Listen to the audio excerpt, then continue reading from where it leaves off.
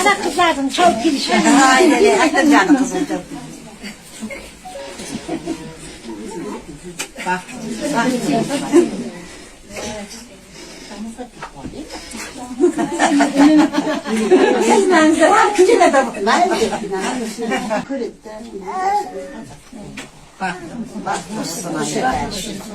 Ye. Buni qaranglar. 7-sinf qizni unashtirishyapti.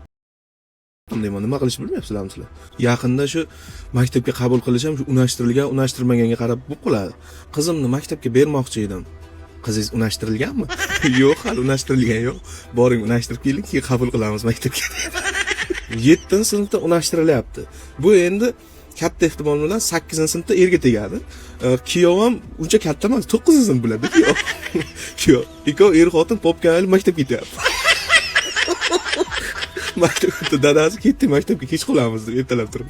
Bora onasini qorindaligida unashtirishadi keyin. Egachi yaqinda uziga borib keldi-da, o'g'il ekanmi, qiz ekanmi? Qiz ekan.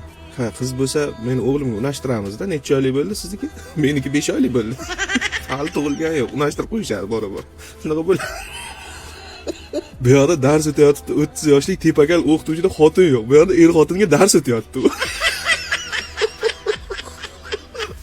Вообще, oshirib deylar, sizlar вообще qiziqchimi deyman. Qo'lini olib ko'ksiga qo'yib qo'yapti. Bechara qiz tushungan ham yo'q, go'dakkina. Qayerdan tushunsa, 7-sinf. Baxtli bu deydi. Xola, baxtli bo'l degani nima degani?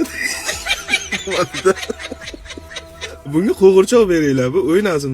Bunga hali odam anatomiyasi degan dars ham o'tilgan yo'q bunga, lekin unashtirilyapti bu. Qoyil. Gineslar kitobiga kiramiz biz yaqinda. 7-sinf qizni unashtirib. Bosinglar gazini, zo'r bo'lib ketadi.